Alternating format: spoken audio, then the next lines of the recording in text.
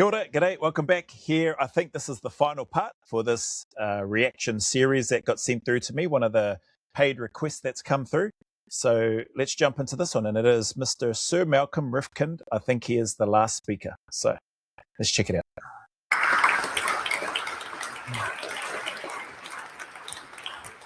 Madam President, ladies and gentlemen, I listened with very considerable respect to the speech we have just heard. I hope Gareth Porter will forgive me for saying we would never have expected him to fight for king and country. His fellow citizens took that decision in 1776, and it would be unrealistic to believe they would change it.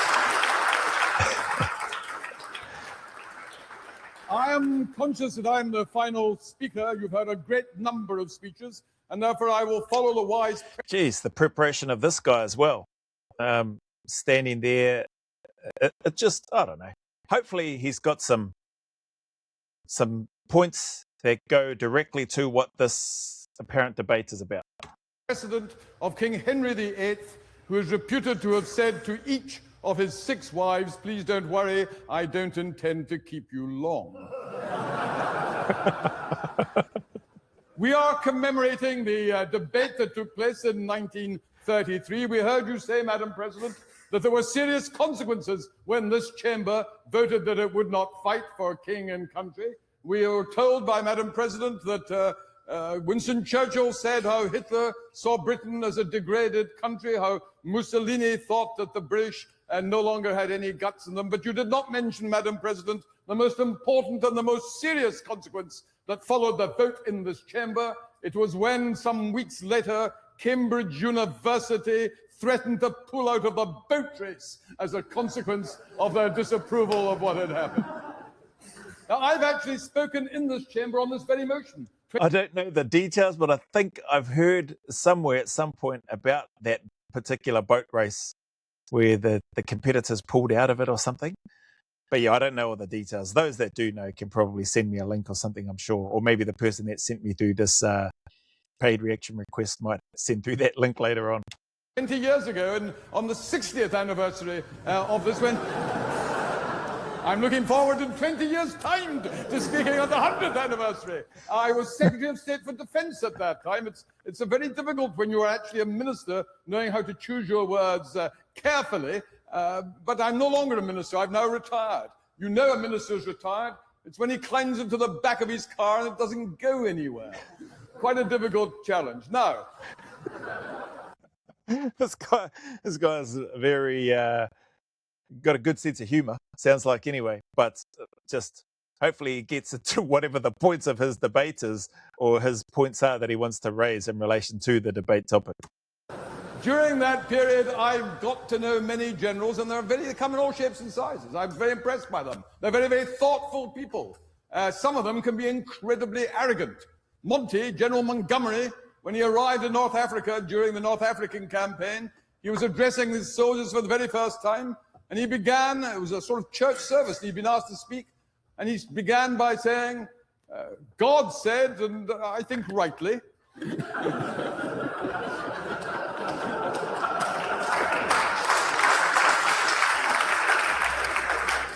my favorite general, and this is actually quite true, this was a general who was required to take the salute at the parade in Sandhurst, the officer cadets who were passing out.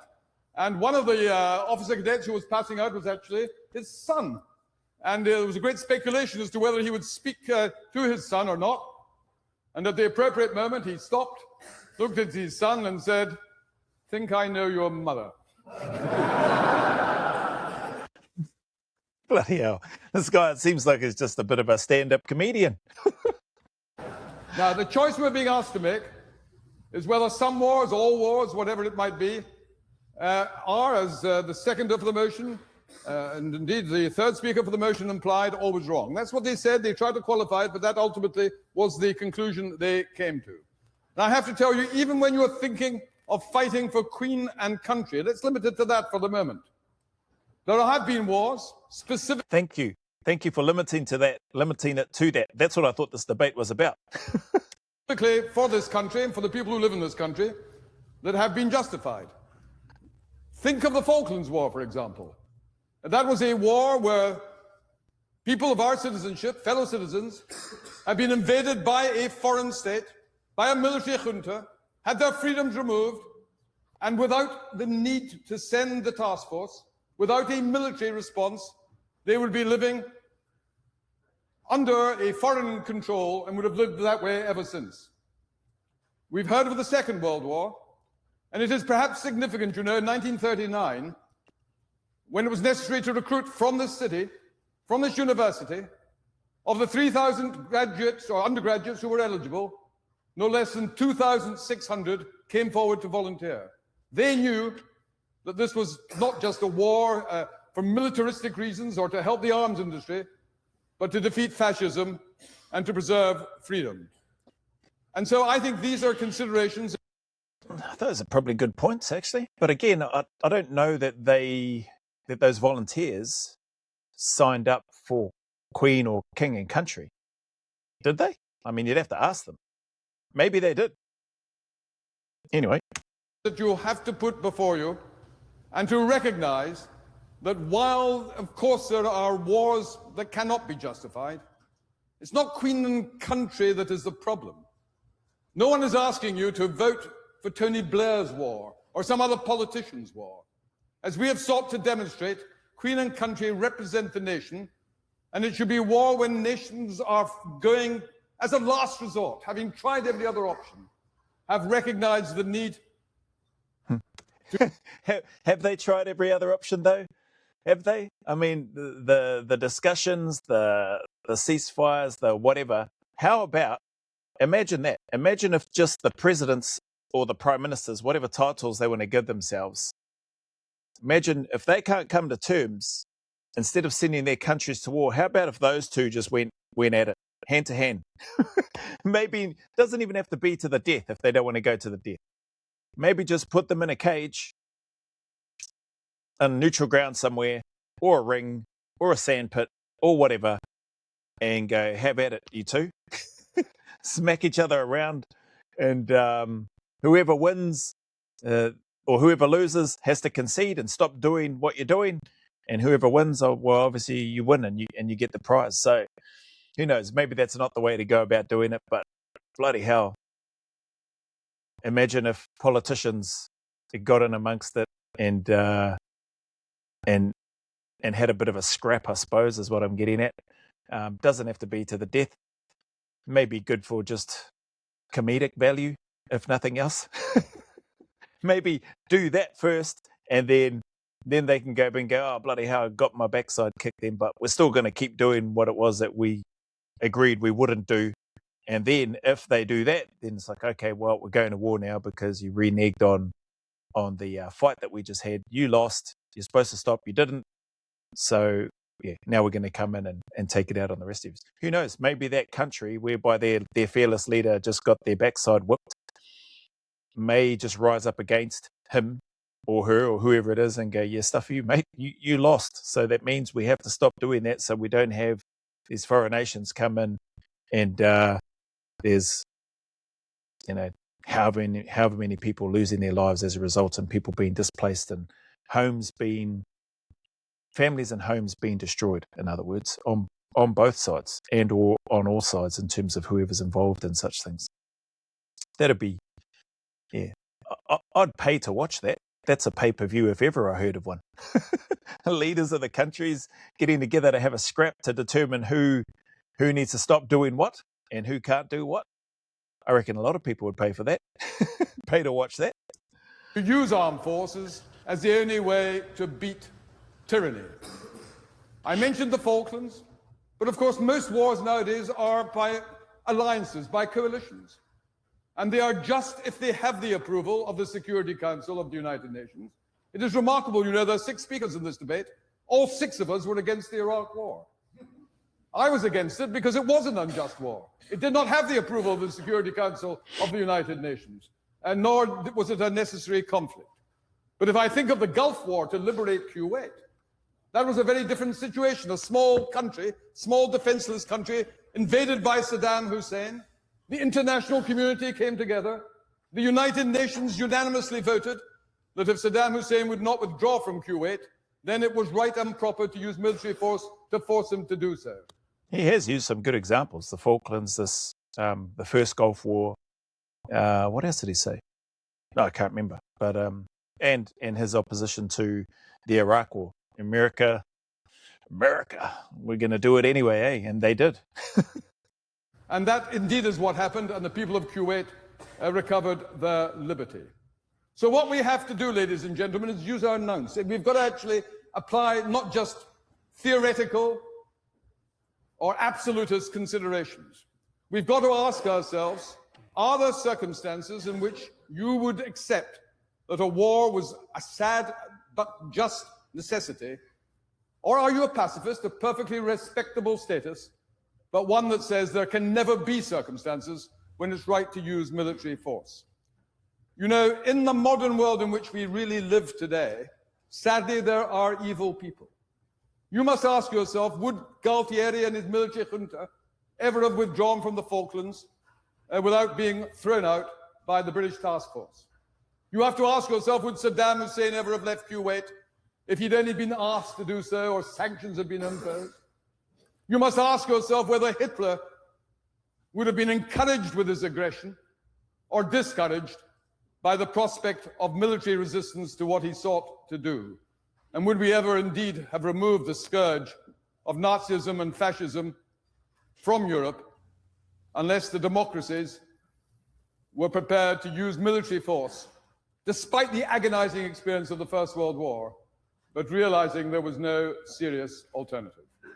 So I conclude my remarks by saying this is a debate for a mature, serious consideration that we live in an imperfect world. We have not yet reached the human condition where people will be influenced purely by reason, purely by negotiation, purely by appeals to their better instincts. Mahatma Gandhi was once asked, "What do you think of Western civilization?" He replied he thought it would be a good idea. So we are far from perfection, and it's worth bearing that in mind. Winston Churchill, when he was 80 years old, this is the 80th anniversary of the resolution we're talking about. When Churchill was 80 years old, a young man was sent to take his photograph. And having taken his photograph, he said to Churchill, "It's been a tremendous honor and privilege for me to take your photograph on your 80th birthday. I hope I'll have the privilege of taking your photograph on your 90th birthday and on your 100th birthday." And Churchill apparently looked at him and said, "Don't see why not. You look reasonably healthy to me." Well, here we are, 80. This guy has got a great sense of humor. He's definitely got a future career if he isn't already doing it in comedy if he wants. Years after that extraordinary day when Oxford undergraduates, by a majority, having only relatively recently gone through the horrors of the First World War, determined to try to avoid at all costs other wars, voted that they would not fight for king and country.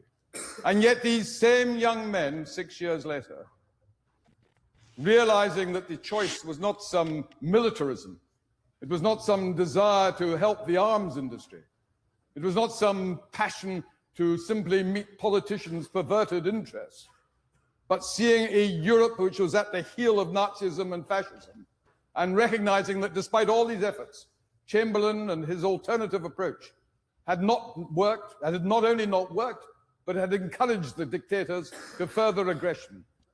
These same Oxford undergraduates, overwhelmingly, 95% of them came to the conclusion, sadly, this was a just war. You go back to St. Augustine for the concept of just war hundreds of years ago. And just as they came to the right decision, not in 1933, but in 1939, I would suggest to you, ladies and gentlemen, that you should come to the same decision this evening. Thank you very much. Oh, no ding ding for him. Humor in there. Sounds like he's got some used really powerful and relevant facts and examples. But for me, and I may be looking at this wrong, the argument I thought was we will fight for Queen and country, and or we will not fight for Queen and country. My position is towards the we will not fight for Queen and country from the perspective of not that we won't go to war. Like, if I was still serving and deploying, I would deploy. Where I'm coming from is the lens of when I'm deploying, and when I've deployed, it hasn't been with the forethought or front of mind, I should say, of I'm doing this for Queen and country or for the monarchy. You know what I mean? That's where I'm coming from. Like I would deploy, I would fight. Still to this day, if there was stuff happened, and there was emergency call-outs for blinking old and injured veterans to re-enlist and join up and whatever, depending on what it was and what it was for, I'd probably seriously consider it from a personal perspective. Not for the king, now King Charles, not for king and country, not for the prime minister, for none of that. Just out of a sense of, depending on, again, it would need to depend on what the call-up was being for, this hypothetical call-up that I'm talking about, and who knows. So yeah, in case people watching this, or in case I've misinterpreted this piece, if the discussion and the argument was about I will go to war, well, that's a different, I would be with these guys here, but or I will fight in a war, my position would be with these people here in terms of this final speaker and the other two speakers before him. And it would be against the proposition in terms of we will not fight in war, so I wouldn't be on that side.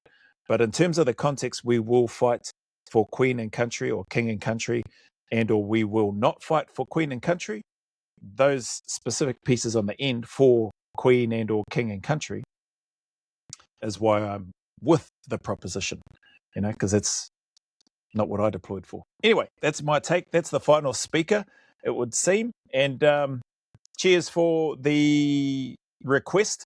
I'll get these edited, post them up, and then get them as soon as I can. Even though you've said it doesn't need to go up straight away, I'll probably get them up.